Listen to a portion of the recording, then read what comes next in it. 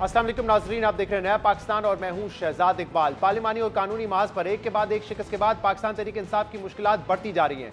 पाकिस्तान तहरीक इंसाफ ने मखसूस नशिस्तों के हसूल के लिए सुन्नी इत्तेहाद काउंसिल से इत्तेहाद किया था और उसका यह मुतालबा था कि स्पीकर, वजारत उज़्मा और सदर मुमलिकत के इलेक्शन से पहले उसे मखसूस नशिस्तें अलॉट की जाएं।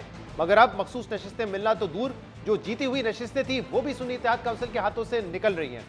और इस पूरी सूरत हाल में अब पाकिस्तान तहरीक इंसाफ को सुन्नी इत्तेहाद काउंसिल के साथ इत्तेहाद समेत दीगर सियासी फैसलों में खामियों का इदराक हो रहा है और पार्टी रहनुमा अपनी सफ़ों में कम्युनिकेशन की खामियों की वजह से सियासी नुकसानात होने का इजहार कर रहे हैं। इस हवाले से कल पाकिस्तान तहरीक इंसाफ के सीनियर रहनुमा शेर अफजल मरवत ने प्रोग्राम आज शाहजेब खानजादा में यह दावा किया था कि सुन्नी इत्तेहाद काउंसिल से इत्तेहाद करना गलती थी, जिसका खमियाजा पार्टी को भुगतना पड़ रहा है, जिस पर आज सुन्नी इत्तेहाद काउंसिल के सरबराह साहिबजादा हामिद रजा खान का शदीद रद्द-ए-अमल सामने आया है। मगर पहले शेर अफजल मरवत का बयान आपके सामने रखते हैं, जिन्होंने कल प्रोग्राम आज शाहजेब खानजादा में कहा था कि पार्टी से दो गलतियां हुई हैं। बानी पाकिस्तान तहरीक इंसाफ ने इलेक्शन से पहले मौलाना शिरानी के जमात के साथ इत्तेहाद की हिदायत की थी, मगर बाद में अचानक बल्लेबाज आ गया। बल्लेबाज क्यों आया, शिरानी साहब का ऑप्शन क्यों हटाया गया, ये फैसला करने वाले किरदारों का तयन होना चाहिए।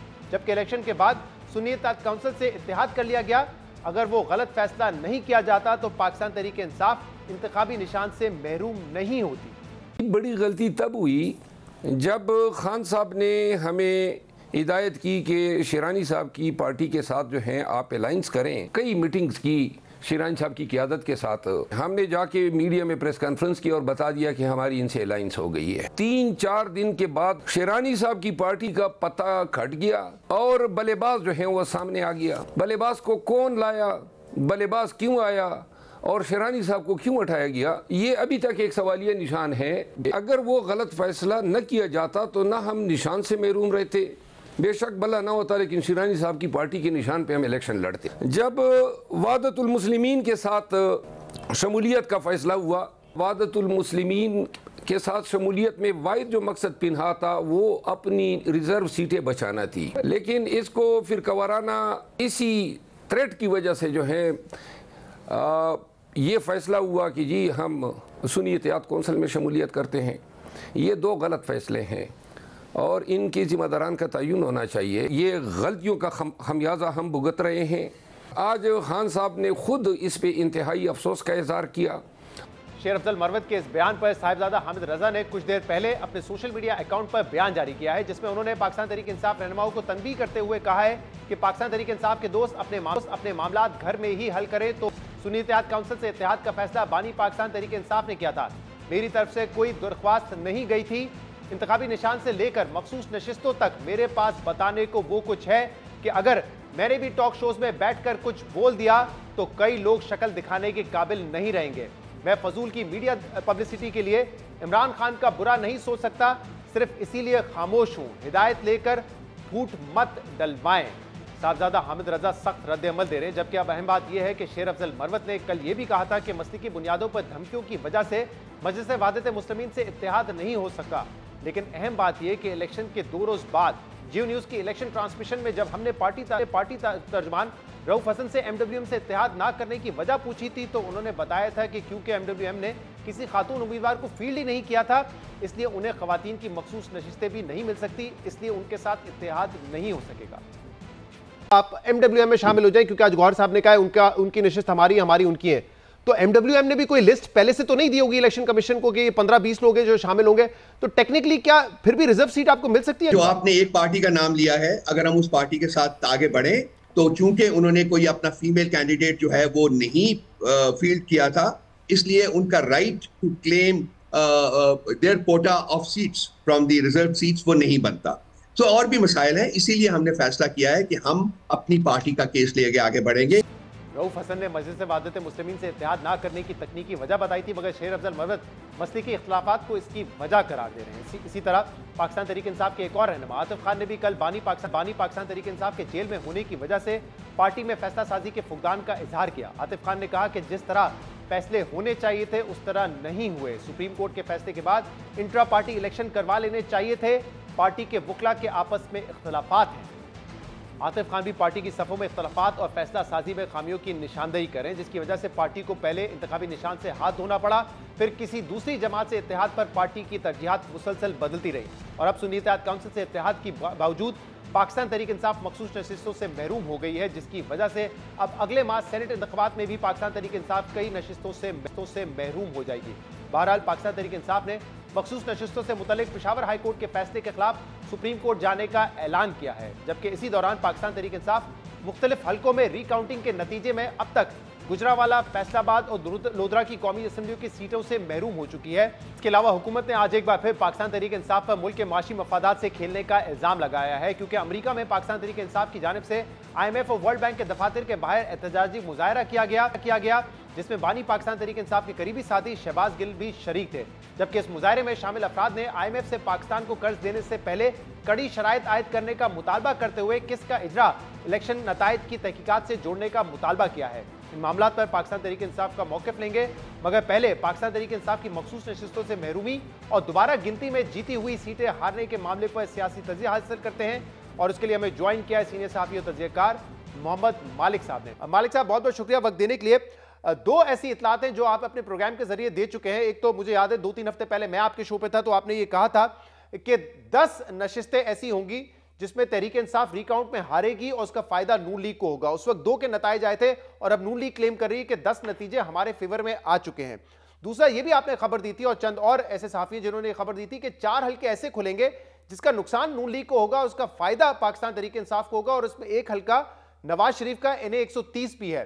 और गालिबन ये सब इसलिए किया जा रहा है ताकि नवाज शरीफ जो हुकूमती मामलात हैं वो उनको उनसे दूर रखा जाए।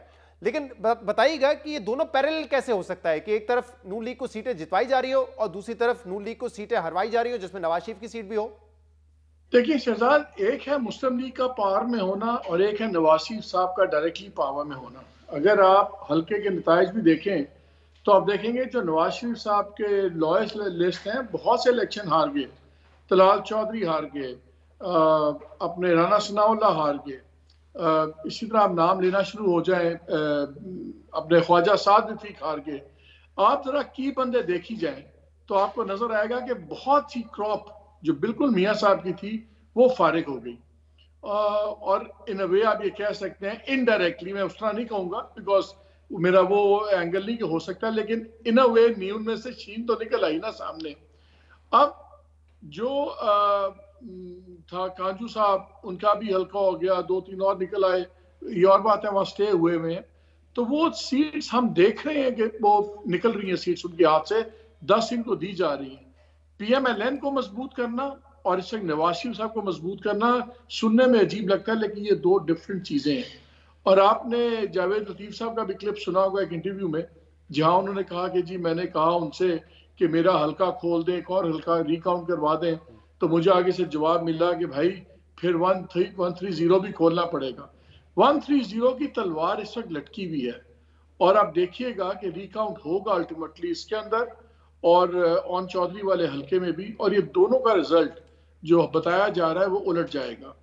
और ऑन चौधरी का तो इरेलेवेंट हो जाता है बिकॉज वो नेशनल लेवल के लीडर तो नहीं है, लेकिन अगर मियाँ साहब का आप देखिए जब अगर रिजल्ट उलटता है तो उसके क्या पॉलिटिकल कॉन्सिक्वेंसेस होंगे मियाँ साहब की जात के लिए, पार्टी के लिए, अगर मियाँ साहब लाहौर से हार जाए। सो ये भी एक तलवार टांगी हुई है कि अगर एक पॉइंट से आगे क्रॉस करें तो तब ये हल्के खुलेंगे जरूर शहजाद, सिर्फ टाइमिंग का इस वक्त हम कुछ नहीं कह सकते। तो मालिक साहब, अभी भी आप अपनी खबर पे खड़े हुए हैं कि 10 सीटें जो है वो हरवाई जाएंगी पाकिस्तान तहरीक इंसाफ को और जो 4 हल्के हैं वो भी खुलेंगे। तो क्या किसी किस्म का अल्टीमेटम या वार्निंग देकर रखी हुई है नवाज शरीफ साहब को कि अगर आपने ओवर स्टेप किया तो फिर आपका हल्का खुलेगा? कोई वार्निंग दी है? और वो 10 सीटों वाला मिनिमम है Shahzad, this number can go up, 10 तो इनको मिल जाएंगी। मेरा नहीं ख्याल कि कोई अल्टीमेटम है, लेकिन आपको पता है जब पावर गेम्स के अंदर आप बेहतर होता है कि किसी को आप मजबूर करते रहें कि कंधे के ऊपर से देखता रहे, जिसको कहते हैं अंग्रेजी में you keep looking over your shoulder. I think we just keeping मियां साहब constantly looking over his shoulder. और अगर आप लेटली मियां साहब की बॉडी लैंग्वेज भी देखें तो ये बहुत मुख्तलिफ बॉडी लैंग्वेज है। ये मियां साहब वो टिपिकल मियां साहब नहीं है जो इलेक्शन से पहले भी थे, और आजकल जो मियां साहब की बॉडी लैंग्वेज है जमीन आसमान का फर्क है। And I think anybody can see the difference. तो चेक पे रखने के लिए बेसिकली मियां साहब को ये इस्तेमाल किया जा सकता है। बिल्कुल बिल्कुल। लेकिन मालिक साहब, अब तक के जो फैसले हुए हैं हुकूमत साजी के हवाले से खास तौर पे, उसमें कहीं पे ऐसा महसूस हुआ है कि नवाज शरीफ साहब ने ओवर स्टेप किया हो या कोई बात ना मानी हो जिसकी वजह से ये सारी बातें इस वक्त गर्दिश कर रही हैं? नहीं, इस वक्त जब आप बातें सुनते हैं इस्लामाबाद पिंडी में, तो बिल्कुल बॉल बिल्कुल ठीक जा रहा है। देखिए, गवर्नमेंट बन गई, उन्होंने फाइनेंस मिनिस्टर भी छोड़ दिया डार साहब को, उन्होंने इंटीरियर मिनिस्टर भी दे दिया दूसरों को। शहबाज साहब ने पहली स्पीच में किसी और चीज पर स्पेसिफिक बात नहीं की, लेकिन फैसिलिटेशन काउंसिल SFIC की बात की कि अगर हम उसके थ्रू जाना पड़ा तो हम उसको फौकियत देंगे। तो आई थिंक अभी तक बिल्कुल दे आर प्लेइंग बॉल और कोई ऐसी बात नहीं है। लेकिन मेरा ख्याल है वो जिसको कहते हैं ना, एक दो कार्ड्स अप देयर स्लीव तो हर कोई रखता है, और ये 130 और ये जो काउंट है, ये आई थिंक बिल्कुल एक चीज रखी जाएगी अभी, और अल्टीमेटली खुलेंगे जरूर। अभी नहीं मैं कह सकता कि कब खुलेंगे। सही। और मालिक साहब, दूसरी तरफ हम देख रहे हैं कि तहरीक इंसाफ के अब बाज रहनुमा आके ये बोल रहे हैं कि हमारी स्ट्रैटेजी गलत थी जिसकी वजह से नुकसान हुआ है, इमरान खान ने जो कम्युनिकेट किया उस तरीके से पूरा नहीं किया। कल आपने अगर सुना हो, शेर अफजल मरवत ने कहा है कि एक तो हमें शिरानी साहब के साथ इत्तेहाद करना था इलेक्शन से पहले, प्री इलेक्शन अलायंस उनके साथ बनाना था ताकि हमारा सिंबल का इशू नहीं रहता, फिर बाद में हमने MWM के साथ करना था, लेकिन फिर फैसला तब्दील हुआ और सुन्नी इत्तेहाद काउंसिल के साथ चले गए। ये मामला हो क्या रहा है? क्या इमरान खान साहब के जो अहकामात है उस पर पार्टी फॉलो नहीं कर रही, या एक ऑब्वियस नेचुरल कॉन्सिक्वेंसेज है कि इमरान खान अंदर है, शाह महमूद अंदर है, तो नीचे कोई फैसला साजी करने वाला है नहीं? नहीं, आई थिंक ये जो कम्युनिकेशन डिस्ट्रप्शन किया है गवर्नमेंट ने, ये बड़ा इफेक्टिव है। अब देखिए, अब की फैसले थे, बाय पोल से सेनेट के आगे अब इलेक्शंस हैं, दूसरी चीजें हैं, सेनेट के जनरल इलेक्शंस भी हैं। उन्होंने एक डिस्कनेक्ट किया हुआ है, खान साहब को बड़ा लिमिटेड एक्सेस दिया हुआ है की फैसलों के वक्त। अब KP की गवर्नमेंट चलनी है, उसमें भी दिन रात इतने बड़े फैसले होने हैं। अब वहाँ गंडापुर साहब लगा दिए हैं, खान साहब ने। गंडापुर साहब may not be necessarily the best choice, वो सबसे लॉयल तो हो सकते हैं लेकिन सबसे एफिशिएंट शायद नहीं होंगे। तो एक कम्युनिकेशन ब्रेकडाउन तो है, और फिर एक तसल्ली है। अब मरवत साहब की और गौर साहब की तो आपको पता है खुल के लगी हुई है। उन्होंने तो, ये आपको याद है जब लास्ट टाइम उन्होंने अली जफर को नॉमिनेट किया था खान साहब ने, तो मरवत ने तो बयान भी दे दिया था कि ये नाअहली की बुनियाद पे हटाए गए हैं। सो लॉयर्स की अपनी ग्रुपिंग है, सो ग्रुपिंग्स भी हैं। Definitely there is a disconnect and definitely ये कम्युनिकेशन का इशू भी है वहां पे। सो ये चीजें होंगी, लेकिन एक इस साइड पे भी बहस है शहजाद कि क्या पार्टी को कुछ रिलीफ दी जाए, और रिलीफ देंगे तो उनका ख्याल है कि पार्टी के अंदर से भी प्रेशर पड़ेगा खान साहब पे कि थोड़ा सा वो भी अपने रवैये में नरमी करें। मेरा ख्याल है कि आने वाले दिनों में आपको पार्टी के अंदर थोड़ी सी रिलीफ आती मिलती नजर आएगी। ये भी एक चीज कंसिडर की जा रही है कि अगर सुप्रीम कोर्ट में फैसला हो जाता है कि सिविलियंस का ट्रायल हो कर सकती हैं मिलिट्री कोर्ट्स, तो फिर आपको एकदम सजाएं अनाउंस होगी। मेरी इत्तला के मुताबिक 13 केसेस में ट्रायल्स मुकम्मल हो चुके में हैं, एंड दे कैन बी, अगर आज सुप्रीम कोर्ट का रिस्ट्रिक्शन ना होता तो शायद वो फैसले भी अनाउंस हो जाते। लेकिन एक ये ऑप्शन भी देखा जा रहा है कि अगर सजाएं हो भी जाती हैं, और अगर ख्वातीन को भी सजाएं होती हैं, तो अगर उनको आम माफी दे दें आर्मी चीफ की तरफ से, तो उसका क्या रिएक्शन होगा, क्या फीडबैक होगा, ये भी चीजें इससे कॉन्टेम्पलेट हो रही हैं। सो एक तरफ ब्लो हॉट ब्लो कोल्ड चल रहा है, खान साहब का तो स्ट्रॉन्ग रिएक्शन ही आता है, लेकिन इंस्टीट्यूशन की तरफ से बड़ा गार्डेड एक इस चीज पे कंसिडरेशन हो रही है। और मालिक साहब के कोई रिलीफ देने के बारे में भी इस वक्त बातचीत एटलीस्ट हो रही है, तो ये रिलीफ पार्टी के दूसरे मेंबर्स के लिए होगा या खुद बानी पीटीआई इमरान खान के लिए होगा? नहीं, अभी अव्वल तो इनसे बातचीत नहीं हो रही, लेकिन जो अभी भी कंसिडर हो रहा है वो सिर्फ पार्टी के लिए है। अभी खान साहब की रिलीफ की कोई बात नहीं हो रही कहीं पे भी। सही। बहुत बहुत शुक्रिया मोहम्मद मालिक साहब हमारे साथ मौजूद थे। हम एक ब्रेक शामिल करेंगे, इसके बाद मज़ीद बात करेंगे। हमारे साथ रहिएगा।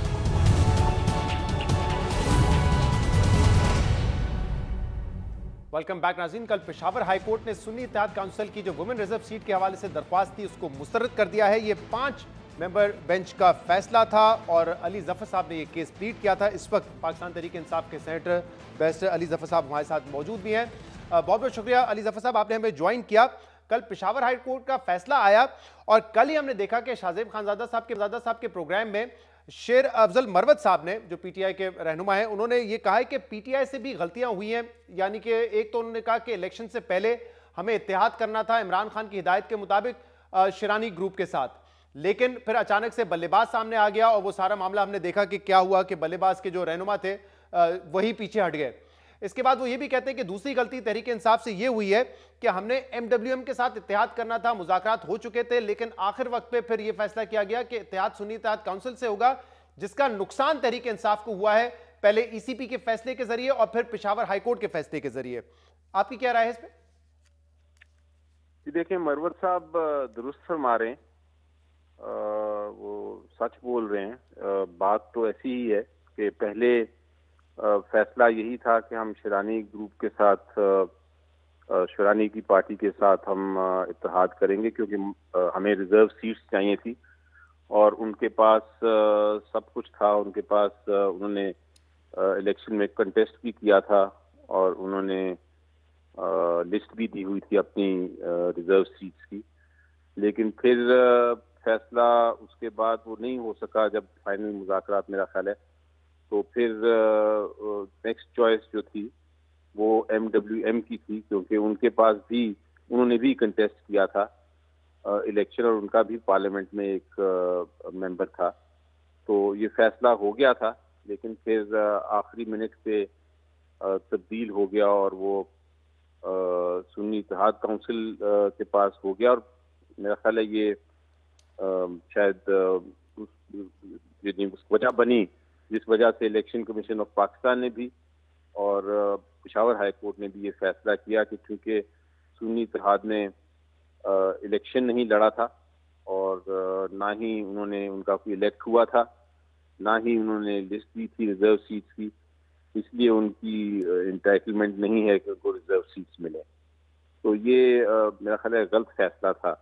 अल्टीमेटली मरवत साहब ठीक कह रहे हैं, ये गलत फैसला था। तो ये इस नतीजे पे क्यों आपकी जमात पहुंची कि सुन्नी इत्तेहाद काउंसिल से हम इत्तेहाद करेंगे, जबकि आप खुद कह रहे हैं कि ना उन्होंने इलेक्शन कॉन्टेस्ट किया था, ना रिजर्व सीट्स के हवाले से लिस्ट उन्होंने इलेक्शन से पहले प्रोवाइड की थी, जबकि दूसरे दो ऑप्शन थे, शिरानी साहब का ग्रुप हो या एमडब्ल्यूएम हो, उन्होंने इलेक्शन भी लड़ा और गालिबन एमडब्ल्यूएम ने, दुरुस्त कीजिएगा मुझे, क्या कोई वुमेन रिजर्व सीट की लिस्ट भी दी थी या नहीं दी थी उन्होंने? शिरानी ने तो जरूर दी थी और मेरा ख्याल है एमडब्ल्यूएम ने भी कोई कुछ ना कुछ दिया था लिस्ट में। लेकिन जो वजह आप पूछ रहे हैं, मैंने मरवत साहब ने उसका जिक्र किया है अपने बयान में, मैंने उनका कल सुना था और लगता यही है कि वजह शायद कोई उसमें रिलीजियस एंगल आ गया था कोई, जिस वजह से एमडब्ल्यूएम के साथ फैसला किया गया। ये मेरे ख्याल से फैसला नहीं होना चाहिए था, क्योंकि इमरान खान साहब ने कहा था कि ये फैसला सिर्फ हम इसलिए कर रहे हैं, इसमें कोई रिलीजियस एलिमेंट नहीं है, इसमें कोई सेक्टेरियन एलिमेंट नहीं है, इसमें तो हम सिंपली ये फैसला कर रहे थे कि हमने किसी ऐसी पार्टी के सामने जाना है, किसी ऐसी पार्टी में जाना है हमारे कैंडिडेट्स ने कि हमें रिजर्व सीट्स मिल सकें। तो हमने कोशिश यही करनी है कि जो रिक्वायरमेंट्स कानून की है वो पूरी करे, हम उस पार्टी के साथ जाएंगे। ये फैसला कर लिया था, वो दुरुस्त फरमा रहे हैं मरवत, और लेकिन उसके बाद वो तब्दील हुआ। और मेरा ख्याल है अगर आप अपनी आर्काइव्स देखें, अपनी जो आपकी पुरानी न्यूज़ हैं आइटम्स, तो उसमें आपको नज़र आ जाएगा कि उस ज़माने में पहले फैसला हुआ था एमडब्ल्यूएम का, लेकिन अगले दिन ही वो फैसला तब्दील हुआ था और मेरा ख्याल है कुछ लोग मिले थे अडियाला जेल में और फिर बाहर आके उन्होंने अनाउंस कर दिया था कि ये अब हम सुन्नी इत्तेहाद के साथ जाएंगे। तो अब वो उसकी क्या वजह थी, किस तरह हुआ, वो मुझे नहीं, लेकिन वो अगर आप अपनी आर्काइव्स देखें तो शायद आपको ये जो अली जफर साहब आप जो बात बता रहे हैं वो बड़ी इंटरेस्टिंग है। आप ये कह रहे हैं कि इमरान खान के कहने पर ही पहले ये फैसला हुआ था कि शिरानी ग्रुप या एमडब्ल्यूएम से इत्तेहाद होगा और इसमें कोई सेक्टेरियन एंगल नहीं था। इसमें वजह सिर्फ ये थी कि अगर इन दोनों पार्टीज के साथ इत्तेहाद होता तो टेक्निकली वो लीगल जो कवर है वो आपको मिल जाता। जैसे आपने पहले कहा कि इलेक्शन भी लड़ा हुआ था, लिस्ट भी इन्होंने दी हुई थी, तो आपको लीगल मसाइल नहीं होते। लेकिन बाद में फिर चंद और रहनुमाओं ने इमरान खान से अडियाला जेल में मुलाकात की और उसके बाद फिर ये फैसला एमडब्ल्यूएम से बदल के सुन्नी इत्तेहाद काउंसिल तक आ पहुंचा।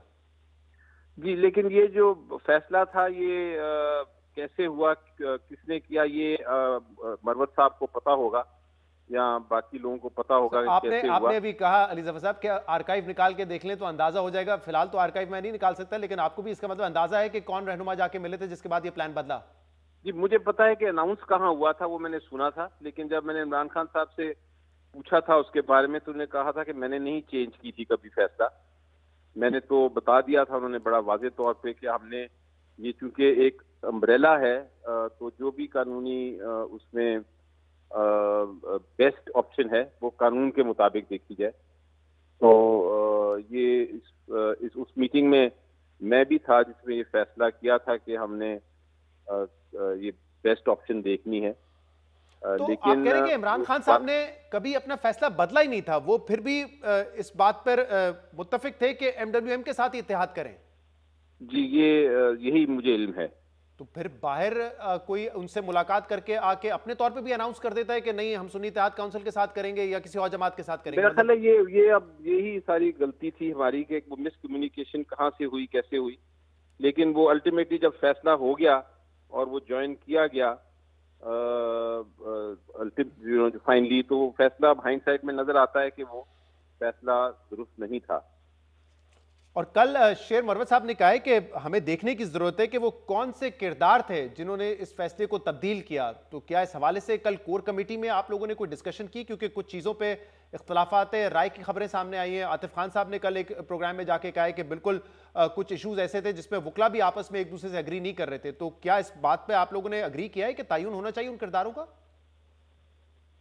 जी देखिए, नहीं ऐसी कोर कमेटी तो मैंने अटेंड की थी, उसमें कोई ऐसी तो डिफरेंट बात नहीं हुई क्योंकि मैं उसमें तकरीबन पूरी मीटिंग में मौजूद था। हर एक ने अपने अपने पॉइंट ऑफ व्यू दिया था और हमने केसेस की भी डिस्कस किया था और ये भी बहुत सारे फैसले मजीद भी हुए थे, लेकिन ऐसा कोई फैसला नहीं हुआ कि इसमें देखना है कि कौन रिस्पॉन्सिबल है। लेकिन मेरी नज़र में ये फैसला जिसने भी जिस तरह भी हुआ इसके ऊपर एक नजरसानी तो करनी पड़ेगी और देखना पड़ेगा कि इसका आइंदा आके ऐसा इस तरह का फैसला ना हो जिसमें नुकसान हो जाए और वो लीगल कवर के बगैर हो। लेकिन अली साहब, आपने पहले इलेक्शन कमीशन ऑफ पाकिस्तान और फिर पेशावर हाई कोर्ट में तो दिफा किया इस बात का कि सुन्नी इत्तेहाद काउंसिल भी एक रजिस्टर्ड पार्टी है, उनके पास सिंबल है। ठीक है, उन्होंने इलेक्शन नहीं लड़ा, लेकिन फिर भी वो एक रजिस्टर्ड पार्टी है, तो उसके राइट्स और एक ऐसी पार्टी के राइट्स जो इंतखाबात लड़े वो बराबर होते हैं। और आपने ये भी कहा कि लिस्ट देने के हवाले से भी जो है बाप पार्टी की एक मिसाल मौजूद है कि उन्होंने भी आज़ाद लड़ा था, बाद में बाप पार्टी में शमूलियत इख्तियार की थी। उस वक्त भी बाप पार्टी ने कोई रिजर्व सीट्स की लिस्ट नहीं दी थी।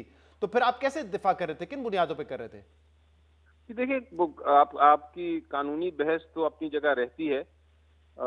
हर चीज का एक ही नजर से नहीं आप देख सकते, मुख्तलिफ पहलू होते हैं। लेकिन जो आई थिंक मैं गलती की तरफ पॉइंट आउट कर रहा हूँ कि हमेशा आपको इस किस्म की सिचुएशन में वो ऑप्शन इस्तेमाल करनी चाहिए जहाँ कोई डिबेट ही ना हो, जहाँ कोई बहस ही ना हो सके और बिल्कुल 100% क्लियर कट केस हो। जहाँ आपका ये इस तरह की बहस आ जाएगी कि दो तरफ के राय हो सकती हैं और कानून में उबहम है, वो वाली ऑप्शन लेने की जरूरत नहीं थी। बाकी जहाँ तक ताल्लुक है केस के मेरिट्स का, वो तो अपनी जगह बहस है और मेरी नज़र में अच्छी बहस है कि आपके एक पॉलिटिकल पार्टी अगर आपकी रजिस्टर्ड है इलेक्शन कमीशन ऑफ पाकिस्तान में, तो फिर ज़रूरी नहीं है कि वो इलेक्शन जीत के आए, वो इलेक्शन जीते बगैर भी उसको लोग ज्वाइन कर सकते हैं। और सबसे अहम चीज़ तो ये है कि अगर आपने सुन्नी इत्तेहाद को समझते हैं आपने उन्होंने लिस्ट नहीं दी और उनको नहीं मिलना चाहिए, तो फिर भी जो कम से कम जो रिजर्व सीट्स हैं वो फिर दूसरी पार्टी में तो नहीं बांटनी चाहिए, क्योंकि आइन में आपके बड़ा एक कोटा लिखा हुआ है, फार्मूला लिखा हुआ है। उस फार्मूले में बड़ा वाज़े तौर पे लिखा है कि सिर्फ आपको उतनी सीटें मिल सकती हैं जितनी सीटें, उतनी रिजर्व सीट मिल सकती हैं जितनी सीटें आपने जीती हों। तो अगर वो फार्मूला अप्लाई की जाए तो फिर मैक्सिमम ये हो सकता है कि ये वाली रिजर्व सीट किसी को भी ना मिलें।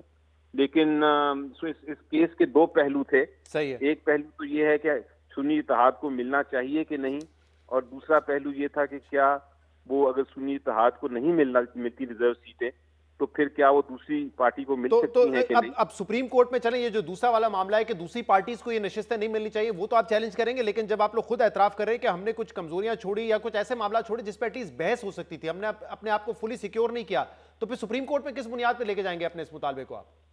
सुप्रीम कोर्ट में तो देखें जी, पोजीशन ये है कि ये केस ऑफ फर्स्ट इंप्रेशन है।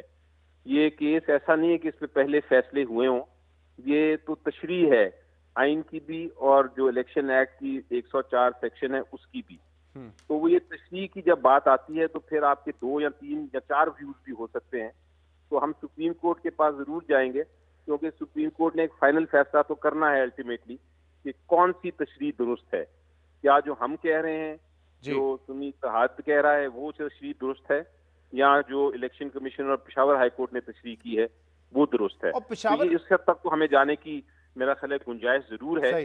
बेशक आप ये कहें कि 100% केस नहीं है, लेकिन एक आर्ग्यूबल केस तो है। दोनों 2-3 तशरीह हो सकती हैं, बहुत सारी ऑप्शन। आप खुद मुतमईन नहीं थे इस वजह से आप पेशावर हाई कोर्ट में जो पहली हियरिंग थी उसमें मौजूद नहीं थे, जिसकी वजह से जजेस की तरफ से भी रिमार्क्स आए सामने, और फिर हमने देखा कि पीटीआई के कुछ अकाउंट से भी आप पे तनकीद की जा रही थी कि आप नहीं थे, तो क्या अदम दिलचस्पी थी क्योंकि मामला जिस तरफ जा रहे थे आप उससे मुतमईन नहीं थे? बताइएगा इस बारे में। जी देखें, मैं इस केस में बिल्कुल आप दुरुस्त कह रहे हैं कि जब ये केस था तो मैं काउंसिल नहीं था। काउंसिल बाबर अवान साहब थे जिन्होंने पहले दिन जाना था, लेकिन वो की वजह से मिसकम्युनिकेशन या जो भी वजह थी वो नहीं जा सके। तो अदालतों ने ये कहा कि जब ये मुझे पता चला कि वो मेरा भी पूछ रहे हैं कि मुझे भी आना चाहिए था, क्योंकि मैं भी एक को काउंसिल हूँ। तो फिर मैंने जब पार्टी ने फैसला किया और रिक्वेस्ट की कि आप जाके बहस करें, तो फिर मैं ऑब्वियसली गया और अदालत 5 जज साहिबान बैठे थे और वो कह रहे थे कि आओ, तो मैं जरूर गया। और उसमें कोई शक नहीं है कि पूरी तरह बहस की। सही, लेकिन ईसीपी में भी जो फैसला आया था उसमें लिखा हुआ था कि बाप पार्टी के हवाले से मिसाल तो दी गई पीटीआई की जानिब से या सुन्नी इत्तेहाद काउंसिल की जानिब से, लेकिन डॉक्यूमेंट्री एविडेंस नहीं दिया गया, जबकि खुद ईसीपी ने उसका नोटिफिकेशन जारी किया था 2019 में। तो सिर्फ वेबसाइट पे जाके निकाल के दिखाना था कि देखें आपका अपना फैसला है, बाप पार्टी को आपने नशिश दी थी, ये क्यों नहीं किया गया? बड़ी अच्छी बात की आपने, क्योंकि एक डॉन का प्रोग्राम आया था टीवी में और उसमें उन्होंने ये दिखाया था और नोटिफिकेशन भी दिखाई थी। उसके बाद हमने वेबसाइट पे डाउनलोड करके तो वही नोटिफिकेशन जो थी ईसीपी की वो अदालत को भी दिखाई और पिटीशन के साथ भी लगाई। लेकिन उसका ईसीपी ने जवाब ये दिया कि जी हमें इसका इल्म नहीं है, हमारे वेबसाइट पे तो होगी लेकिन इसमें जरूरी नहीं है कि हमने बाप पार्टी को किस वजह से दिया था, उसके कोई हमने रीजंस नहीं दिए थे, इसलिए मतलब वो अपने ही नोटिफिकेशन अपने ही फैसले से वो कह रहे हैं कि हमें इल्म नहीं है इसका। जी, वो कह रहे थे कि हमें इल्म नहीं है कि हमने क्यों ये फैसला कर दिया था, हमने कोई उसकी वजह नहीं दी थी, इसलिए उसके ऊपर रिलाय नहीं किया जा सकता। ये उनका जवाब था। ठीक है, बहुत बहुत शुक्रिया, बहुत बहुत शुक्रिया। अली जफर साहब मौजूद थे और बता रहे थे कि जो फैसले हुए उसमें हमसे गलतियां हुई, हम चाहते तो बेहतर चॉइस करके अपने आप को फुली सिक्योर कर सकते थे, लेकिन अभी एक आर्ग्यूबल केस जरूर है, लेकिन 100% नहीं है। एक ब्रेक प्रोग्राम में शामिल करेंगे, इसके बाद मजीद बात करेंगे।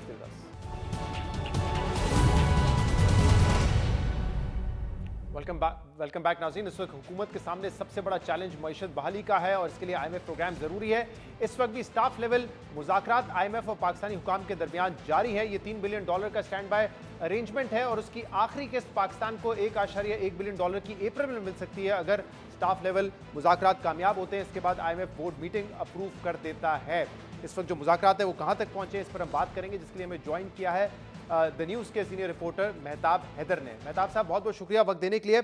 एक तो आज आपने ये खबर दी थी कि पाकिस्तान की तरफ से पहले ही ऐलान कर दिया गया था कि तमाम बेंचमार्क्स हमने पूरे कर लिए हैं, जिस पर IMF का रिएक्शन भी आया, लेकिन इतलात क्या है कि सब अच्छा है? जो रिव्यू इस वक्त जारी है $1.1 बिलियन के लिए, पाकिस्तान ने तमाम बेंचमार्क्स और टारगेट्स मुकम्मल कर लिए या नहीं? जी, बिस्मिल्लाहिर्रहमानिर्रहीम। देखें, बुनियादी तौर पर मिनिस्ट्री ऑफ फाइनेंस की तरफ से एक प्रेस रिलीज़ जारी की गई जिसमें ये कहा गया कि हमने सारे टारगेट्स अचीव कर लिए हैं और अब पाकिस्तान और IMF के दरमियान जो स्टाफ लेवल एग्रीमेंट है हो जाएगा और एक ट्रांच जो है पाकिस्तान को मिल जाएगी अप्रैल के दौरान। IMF ने इस बात का बुरा मनाया क्योंकि उसकी वजह ये थी कि बुनियादी तौर पर ये जो प्रोग्राम है ये तो 9 मंथ्स का और अभी वो टारगेट देखने आए हैं दिसंबर तक के, लेकिन ये 9 मंथ्स के बजाय पूरे साल की चीज़ें उन्होंने देखनी है। तो कबल अज़ वक्त उन्होंने ये कहा कि आपने जो जजमेंट दे दी है और जो वर्डिक्ट दे दी है, IMF ने इस पे नापसंदीदगी का इज़हार किया और पाकिस्तानी अथॉरिटीज़ ने इस बात का इरादा किया कि आइंदा इस तरह की कोई चीज़ जो है वो रिपीट नहीं की जाएगी। तो एक ये यानी बातचीत के आगाज़ में ही एक चीज़ शुरू हुई और उसके बाद डिस्कशंस देखे जारी हैं। अभी पाकिस्तान और IMF के दरमियान जो फिस्कल और मैक्रो इकनॉमिक फ्रेमवर्क है उसके ऊपर बातचीत हो रही है। उसके दरमियान कुछ डिफरेंस ऑफ ओपिनियन है, लेकिन हुकूमत पाकिस्तान रिलक्टेंट है कि वो किसी भी तरह की कोई ऐसी चीज़ कि जिसमें एडिशनल टैक्सेशन मेजर्स हों वो ना लेने पड़े। चूँकि FBR ये कह रहा है कि हम जो 9,415 अरब रुपए का टारगेट है वो हासिल कर लेंगे, लेकिन दो इश्यूज़ हैं इसके अंदर। एक तो नॉन टैक्स रेवेन्यू, दूसरा एक्सपेंडिचर साइड। एक्सपेंडिचर साइड पे जो है वो आपको पता है कि एक तो डेट सर्विसिंग की वजह से मेजर एक्सीड है। हुकूमत ने, आपको याद होगा कि डेट सर्विसिंग की मद में कुछ 7.3 ट्रिलियन रुपीज़ रखे थे। अब हुकूमत पाकिस्तान खुद एडमिट कर रही है कि ये डेट सर्विसिंग 8.3 ट्रिलियन रुपीज़ या 8,300 अरब रुपए तक पहुंच जाएगी। IMF की असेसमेंट ये है कि ये 8,600 अरब रुपए के तक होगी। तो ये जो एक्सपेंडिचर साइड पे है ये एक मेजर इशू है इस टाइम, और नॉन टैक्स रेवेन्यू। तो देखना अब ये है कि ये अगले 2 दिन के बाद मंडे तक जो है वो IMF की टीम इधर है। दो बातें मेहताब से बताइए, क्योंकि जो टारगेट IMF ने दिया था वो प्राइमरी सरप्लस का था 400 बिलियन का, क्या वो अचीव करना भी इस वक्त मुश्किल है? और दूसरी बात ये कि इस वक्त जो टैक्सेस के हवाले से या निजकारी के हवाले से या जो आज खबर थी NFC अवार्ड को रिविजिट करने के हवाले से, उस पर नजरसानी करने के हवाले से, ये स्टैंड बाय अरेंजमेंट जो 3 बिलियन का है उससे मुतालिक है या जो अगला प्रोग्राम हम लेने के ख्वाहिशमंद है IMF से उससे मुतालिक डिस्कशन हो रही है? देखें, इशू ये है कि इस टाइम IMF नेक्स्ट प्रोग्राम के बारे में तो कोई बात नहीं कर रहा। अलबत्ता ये बात ज़रूर है कि जो फिस्कल फेडरलिज्म है जिसमें मेजर NFC अवार्ड और 80th अमेंडमेंट है, NFC के ऊपर वर्ल्ड बैंक भी और IMF दोनों का मौक़िफ़ ये है कि इसमें रिवीजन की ज़रूरत है। लेकिन बुनियादी मसला इसके अंदर ये है कि इसके अंदर डिटेल्स में जाके चीज़ों को देखने की ज़रूरत है। वो ये है कि पाकिस्तान में जो NFC अवार्ड है ये एक कॉन्स्टिट्यूशनल फोरम है, और कॉन्स्टिट्यूशनल फोरम के अंदर यूनिलैटरली कोई डिसीजन नहीं हो सकता। अगर आपने NFC के अंदर कोई भी चीज़ एग्री करनी है सूबों के साथ तो वो कंसेंसस के साथ एग्री की जा सकती है। इसमें तो कोई शक नहीं है कि NFC के ऊपर पाकिस्तान के अंदर भी ये बात हो रही है। मिफ्ता इस्माइल साहब खासकर, और इससे पहले कुछ और इकोनॉमिस्ट भी बड़ी खुल के बात कर रहे हैं कि उसके अंदर तब्दीलियां लाने की ज़रूरत है। लेकिन आप अगर उसकी बुनियाद को देखें तो NFC अवार्ड जिस टाइम हो रहा था उसकी बुनियादी प्री रिक्विजिट ये थी कि हमने टैक्स टू GDP रेशो जो है वो 10 से 15% लेके जाना है। और ये मैं बात कर रहा हूँ 2010 की, 10-11 की। अभी 2024 में हम बैठे हैं। बजाय इसके कि ये 10% से 15% की तरफ जाता, ये तो कम हो गया है, अभी 8.5 से 9% के दरमियान खड़ा है। तो वो प्री रिक्विजिट्स पूरी नहीं हुई। फिर उसके बाद, लेकिन इस बात में कोई शक नहीं है कि सूबों ने जिस हद तक अपनी रिसोर्सेज बढ़ाने की ज़रूरत है उस हद तक वो कामयाब नहीं हुए। अब अगर उन्हें इजी मनी की आदत पड़ गई है तो इक्विवेलेंट करने की ज़रूरत है कि जितने रिसोर्सेज वो जनरेट करें उतने रिसोर्सेज सेंटर से प्रोविंसेस के पास जाएं। इस तरह की रिफॉर्म्स पे तो बातचीत हो सकती है और वो भी सूबों को उस बात पे कायल करना पड़ेगा। लेकिन सूबों के लिए भी मैं एक बात करना चाहता हूँ, वो है कि उन्होंने NFC से तो पैसे ले लिए, लेकिन PFCs जो प्रोविंशियल फाइनेंस कमीशन अवार्ड हैं जो कि डिस्ट्रिक्ट और लोकल गवर्नमेंट तक पहुँचने हैं, उन्होंने रिसोर्सेज वो उतने इफेक्टिवली उन्होंने नहीं किए। चूँकि लोकल गवर्नमेंट भी नहीं है पाकिस्तान में, तो यही सबसे बड़ा प्रॉब्लम है जिसकी वजह से जो सर्विस डिलीवरी है उसके अंदर वो उतनी इंप्रूवमेंट नहीं आ सकी। जहाँ तक आपके बाकी सवालात हैं वो डिस्कशंस जारी हैं और ये IMF के मौजूदा प्रोग्राम का हिस्सा नहीं है, ये आइंदा प्रोग्राम के हवाले से वो बात कर रहे हैं। लेकिन इसमें बुनियादी बात ये है कि आज भी पंजाब के रिप्रेजेंटेटिव वहाँ पे आए हुए थे और पंजाब का आपको पता है कि उन्होंने अपने जो एक्सपेंडिचर्स हैं उनसे एक्सीड किया है। तो IMF का एक कंसर्न अभी ये भी है कि सूबे जो 600 अरब रुपए का रेवेन्यू सरप्लस है क्या वो जनरेट कर सकेंगे या नहीं कर सकेंगे। इस टाइम तो मैं समझता हूँ यही मेजर इशू है। कैश सरप्लस देंगे जो उन्होंने अग्री किया था वफाक से, तभी जो है 400 अरब रुपए का हम सरप्लस दिखा सकेंगे। बहुत बहुत शुक्रिया मेहताब हैदराबाद मौजूद थे। नाज़रीन, आज के प्रोग्राम में इतना ही, इजाजत दीजिए, अल्लाह हाफिज़।